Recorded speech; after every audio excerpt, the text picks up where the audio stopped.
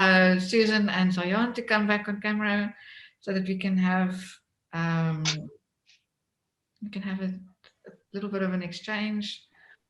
Sure, what a wonderful session. I really appreciated that sense of you know, taking care of a family, taking care of people, taking care of the ones close to you.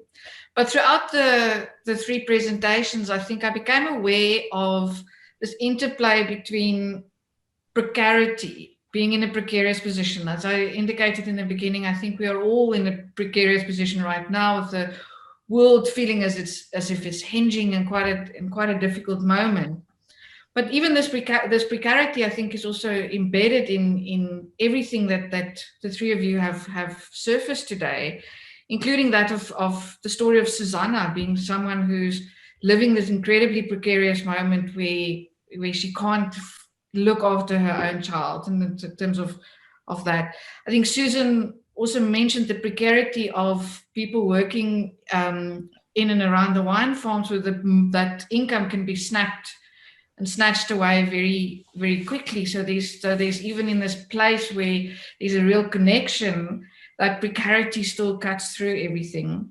And Feruza, you were talking about an autoimmune disease, that there's also this moment where then there's something, you know, there's a schism, there's a rupture that in some way needs to be healed. And I think we, you know, South Africa as a country very often just imagines, oh, it's healed. You know, we were the rainbow nation for a long time, things were healed. Oh, we are now post democracy, so we, you know, heal. And I think what has become apparent through many instances in the last decades is that this healing is not a straightforward process, that there is a lot of work that needs to be done in order for this healing to happen. So my question to the three of you is to wonder if you could maybe think about, or let us hear what you think about, how do we get from moments of precarity to moments of being able to flourish? How do we access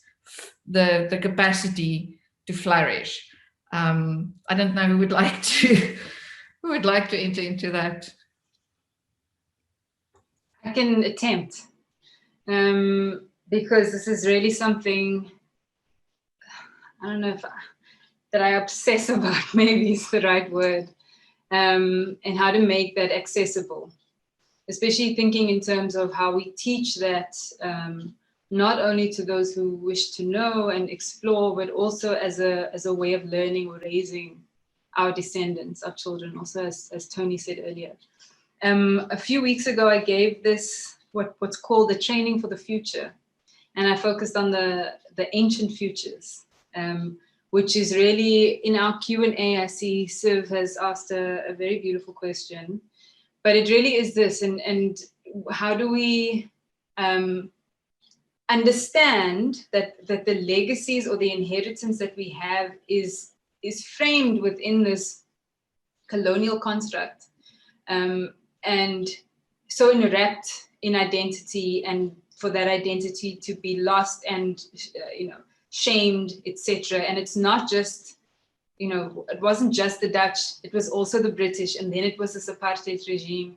So there's many different layers. And so one of the ways that I navigate that space and try to offer a space in which there's some kind of safety is to think about, in some ways, what happened before all of that, in terms of an ancient perspective, and because so much of our biology and who we are is still the same, and try to revive, and in an act of listening and an act of care and gentle space, quiet space, which is to deconstruct the sense of time and the scales of time in which we are embedded. It's now getting very kind of metaphorical, but these are very practical, tangible things.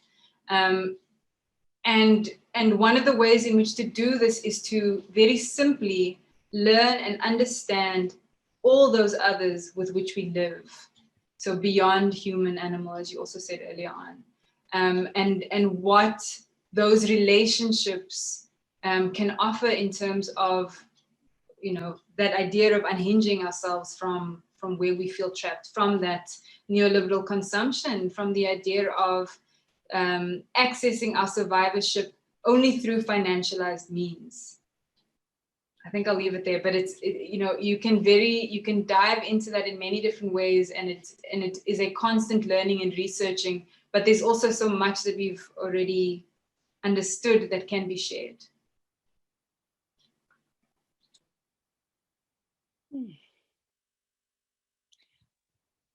I'll try answer, Carine. That's a huge question, and I think it's a really good question. It's probably the question, right? And it's the wellspring. It's really the wellspring from which each of us finds our place in the world, whether it's in poetry or growing things or cooking delicious egg and lentil curries or writing beautiful poetry. Or so it's that yearning and that desire to move beyond. In practical terms, this machinery of capitalist exploitation, expropriation, land theft, and the continued pillage, really of the human soul and the violence of the machinery that feels, I think, depression, like really, not malaise and depression and feelings of helplessness often come from not being able to answer that question and not being able to find one's community to ask what's the first step or what could be the last step. So I find, in my own work, I find anthropology and ethnography and history, sometimes philosophy, definitely poetry and the arts, to all bring something so meaningful to beginning to think beyond the silos of knowledge production. And so for me as an academic, one starting point is to break down those walls of the academy and to be able to allow all kinds of practices to seep into those kinds of questions, and really through listening, but also through reimagining the disciplines that we're in.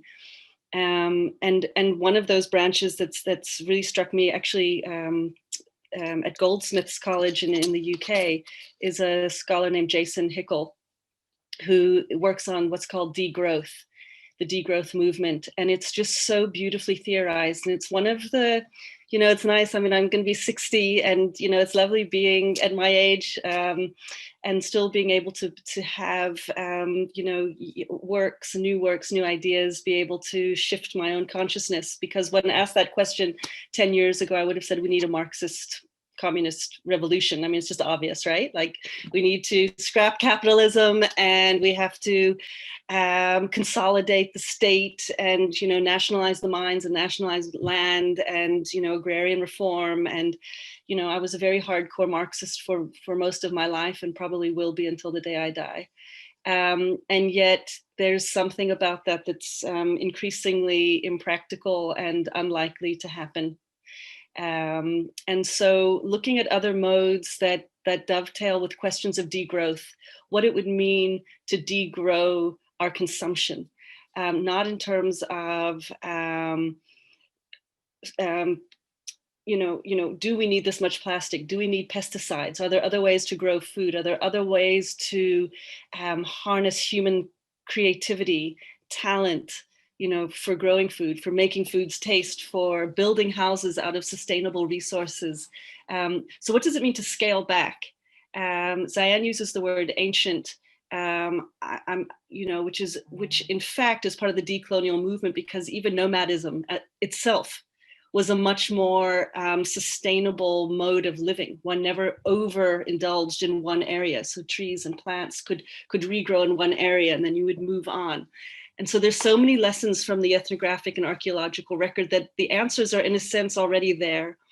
And so degrowth doesn't mean going back in time, but it means moving forward with a different consciousness around what it would mean to scale back the kinds of sinister, violent technologies that we eat poisonous food that leads to the kind of cancers we have, where we are constantly ingesting fumes that lead to lung cancers, where we are, eating animals. I mean, we eat animals that have been, part of a factory machinery, where in fact they're not animals, they are just born for food.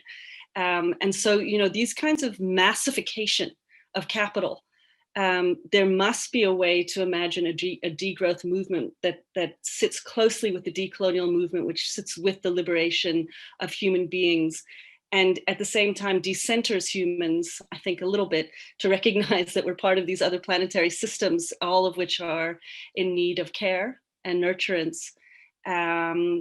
So questions of systemic racism, systemic class oppression, systemic questions of queer bodies, migration, borders and boundaries itself.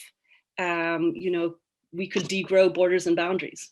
We've seen that in Cape Town and South Africa under COVID, with what it means to, close the border to Zimbabwe, and the kinds of crises and conflicts around borders all over the world, and the Trumpian notion of building fences. All these things can, so it's, on the one hand, it's the source of our nightmares and insomnia, and it's also, like I say, that wellspring of creativity. And it does feel as if every generation has its new thinkers. And, I'm lucky to be an old academic in an institutional world that is so many young people with, I don't know, Siv, if you're still out there, or my other students are, still there, Zaayman, that are doing this extraordinary work of decolonizing all kinds of ideas. So that would just be a starting point, that it has to be a collective effort, and there isn't going to be a single path out, but it's going to be processed by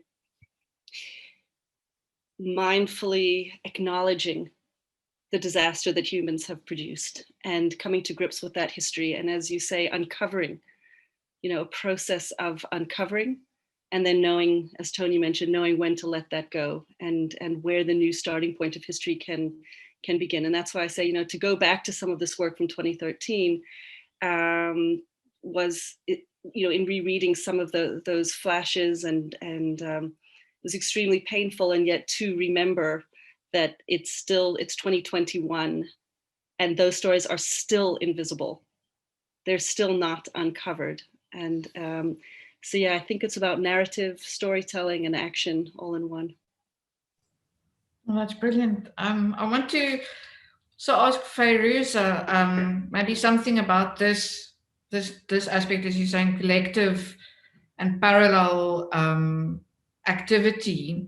And I was so struck, Fairuza, by what you were saying with being in the kitchen with your grandmother, and you had to become the person who gave her the ingredients or the utensils that she needed in order to do this. And I was thinking about how maybe one of the things is that also the idea of motherhood that Zaayman brought in is that there is a sense at which possibly self-interest is constructed as imagining my responsibility having a limit at the time that I'm dead.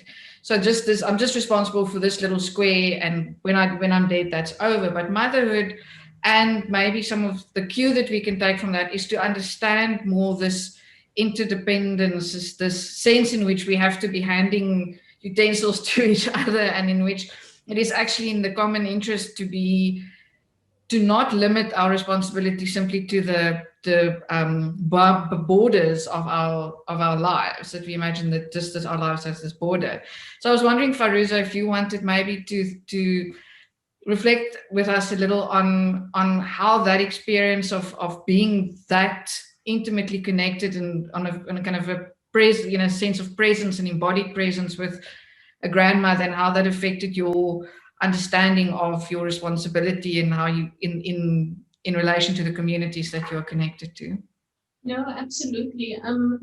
I obviously at the time I was 9 or 10 years old. I had no idea what my granny was actually doing. I had no idea that she was preparing me for a future, for my future today, because and I hated every minute of it, because as a 9-year-old, I wanted to be playing in the field. I didn't want to be passing spices, cleaning lentils and beans and rice, etc. The real, I think, matriarch or boss in the kitchen was actually my grandmother's mother, my great-grandmother. So she would quietly sit in the kitchen, and she would quietly give my granny instructions to give me instructions, because my mom was out working, she had to work. Slowly but surely, when I finished matric, I could cook everything that my granny cooked. And at that same year, the year that I matriculated, she had a severe stroke, and she was bedridden for 15 years before she passed. And her legacy, that of her teaching me how to cook, enabled me to take care of the rest of the family. And as a young adult, I studied travel and tourism. I became a flight attendant. I traveled around the world, and I did exactly what people are doing in my home today, learning how to cook. Because I think there's no better way to learn about a culture, but by eating with somebody, going into their home and teaching them about your community, etc. And when I was finished in the formal sector of employment and I took ill, what was it that kept me alive? It was my grandmother's roots and her teaching. So I could fall back onto everything. I'm not formally trained. I'm not a chef. I'm just a passionate home cook, a fourth generation home cook. And what it did, I think my life became full circle. And everything that I know today, I have taught my two daughters. Almost with an urgency. You need to know this before I'm not here. You need to be able to do that before I can't tell you these things. And there's so many things that you see on the internet, you read in books, misrepresentation, that the best source and the most trustworthy sources from my mouth, because I heard it from my grandmother heard it from my great-grandmother. So that whole experience for me as a child growing up, getting to learn how to cook, it wasn't just how to feed somebody, it was how to sustain your health, how to sustain your livelihood, it was how to keep your heritage alive, how to keep your community alive, how not only to receive but also to give, which is really important.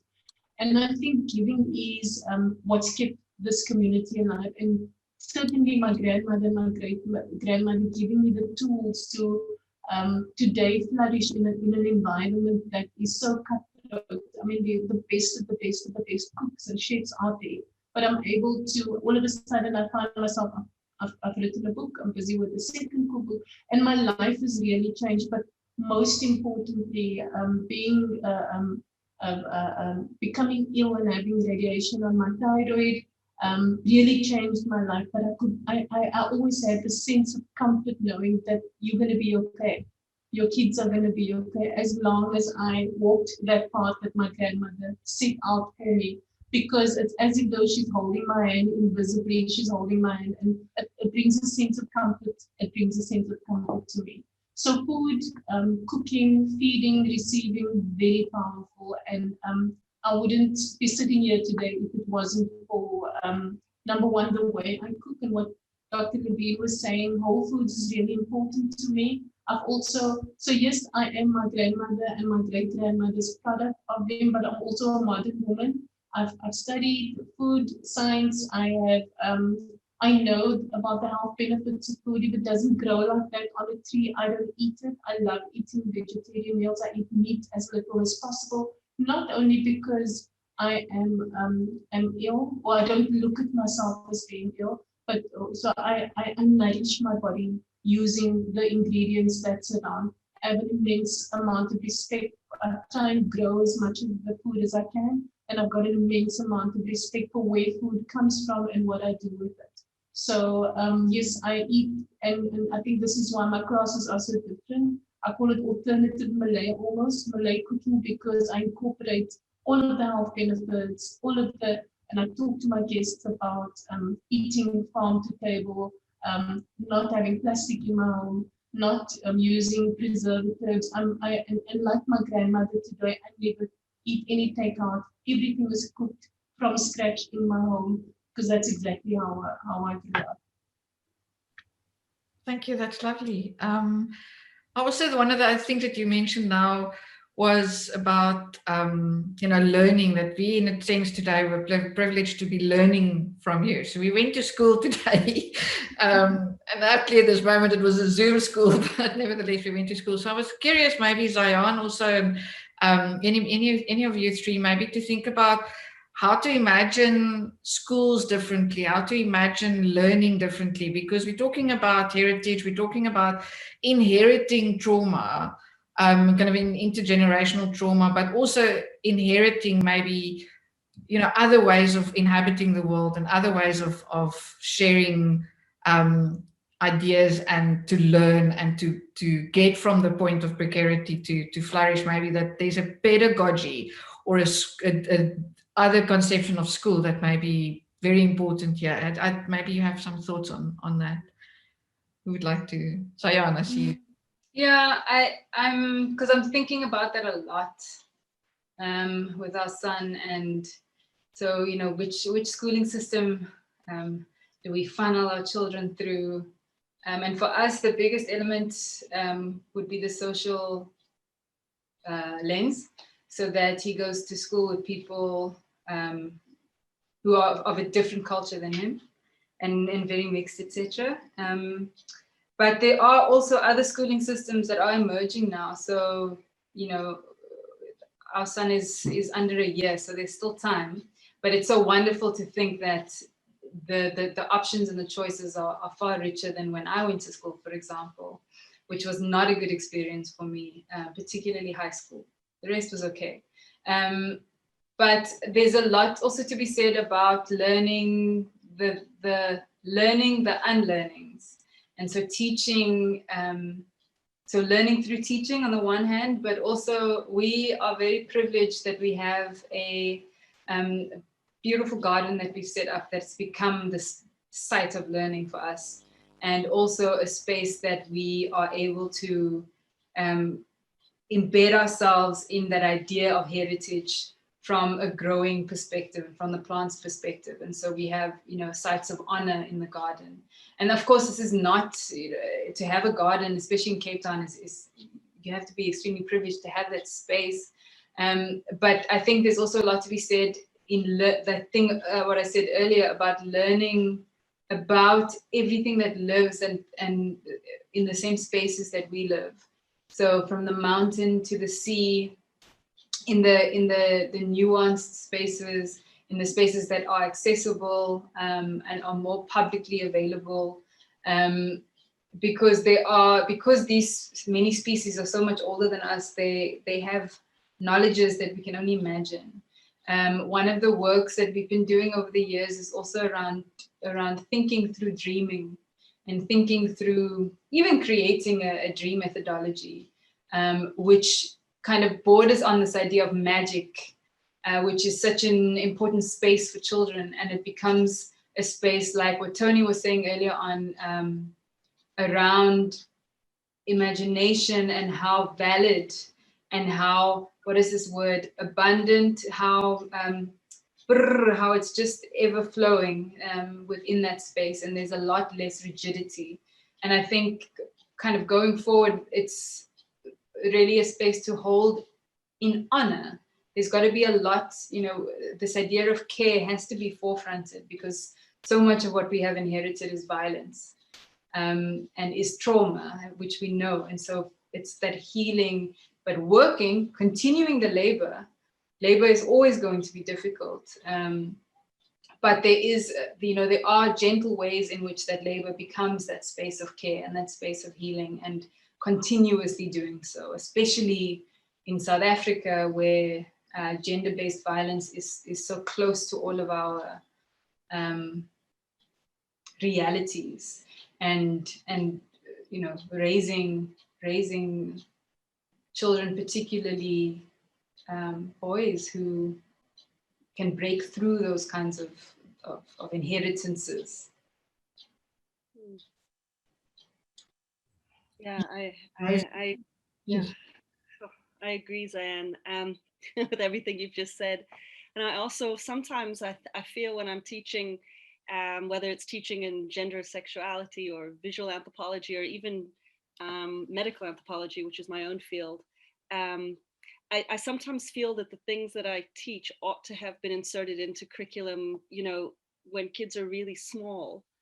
And rather than the kind of rote learning and building blocks, I'm not saying that building blocks are bad. I mean, maybe if my school had had better building blocks, I could add.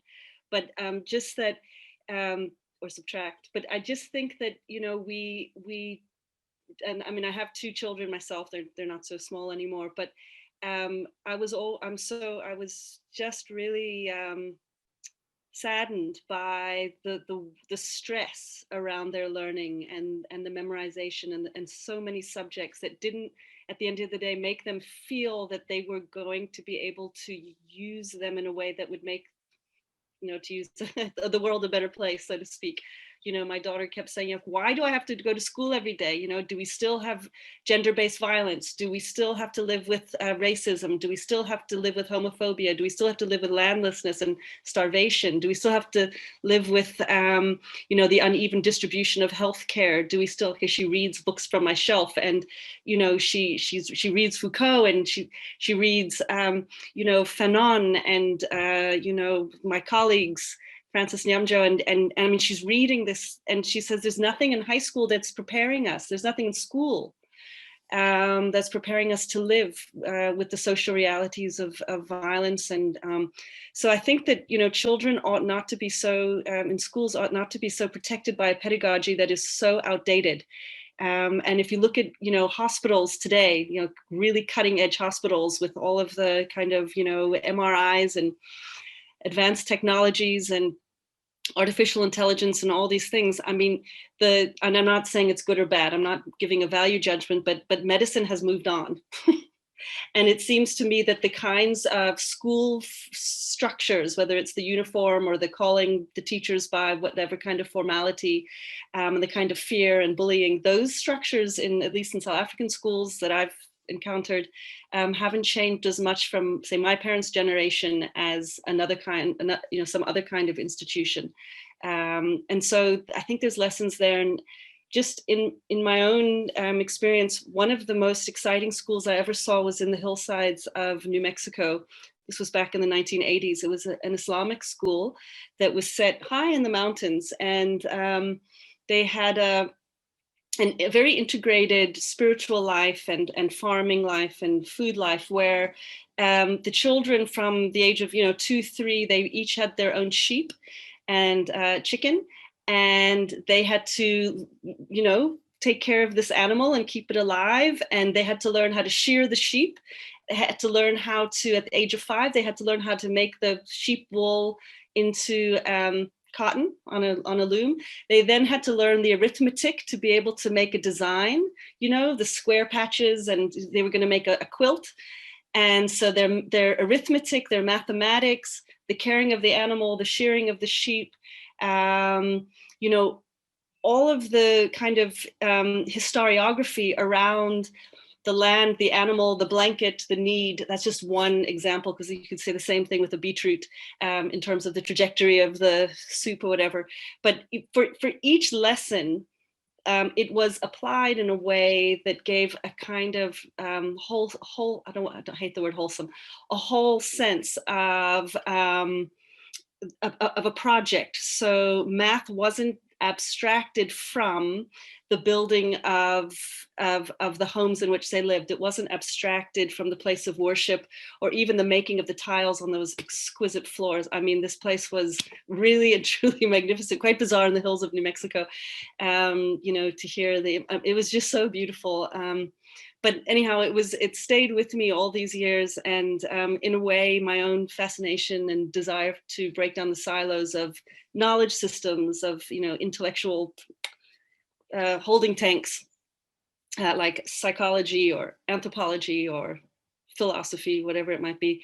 You know, I think somehow had its germination in my experience in that space, and looking at the way these young people grew into the most extraordinary, you know, adults and teachers. So you know, I think they're places. Chameleon, if you, Zaayman, if you're looking for a really lovely school in Athlone, it's actually in Sabrant Park. It's where my kids went, and it's pretty extraordinary. It's called Chameleon. I don't know if it's still good, but it used to be.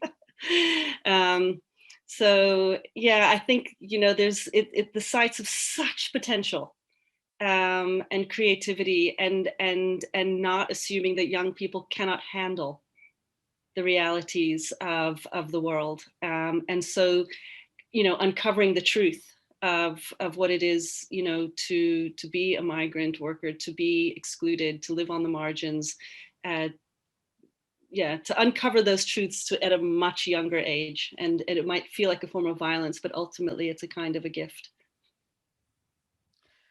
Thank you. I unfortunately, we're at the end of the discussion, so I'm going to wrap up, but maybe by taking that, what you said, Susan, now about not living in with the abstractions only, but to be cognizant of the materiality of experience, of the materiality that has layers and layers and layers of pasts that intersect in our time here, and that we are also part of making, that we are also part of laying down these legacies for future generations as well. So with that, I would like to thank Fairuza. Thank you so much for bringing us into your kitchen and for teaching us. I hope that everybody at home is going to try your curry and will report back and think of us all together here today in our camaraderie. And Susan, thank you so much for reading from your book and for giving us your thoughts. And Zaayman, also for your sensitive reflections, your poetry, and the extraordinary work. So with that, I'm going to conclude this panel.